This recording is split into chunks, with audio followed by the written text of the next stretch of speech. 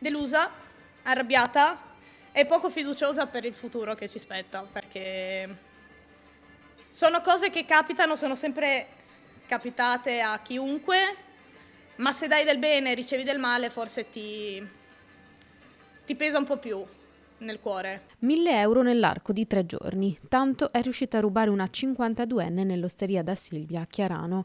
Mai si sarebbe sospettato di lei, cliente abituale legata anche a madre e figlia che gestiscono il locale. Il primo sospetto a luglio, quando viene assunta una ragazza per il periodo estivo per permettere alle 2 titolari di andare in ferie. La signora, forse approfittando dell'inesperienza della ragazza, ha cominciato a far sparire i gratta e vinci da dietro il bancone.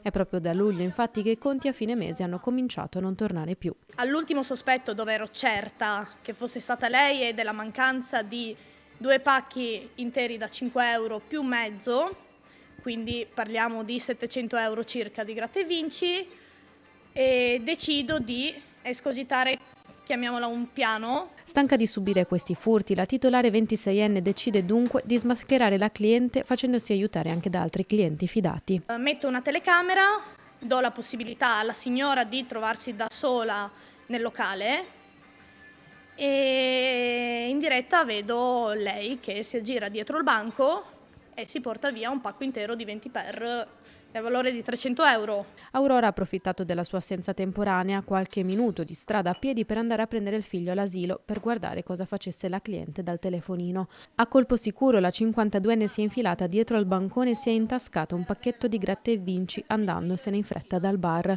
La titolare aveva però avvisato gli esercenti della zona, avvisandoli che presto sarebbe andata a riscuotere i soldi delle vincite dei gratta e vinci rubati, e così è stato. La donna è stata denunciata.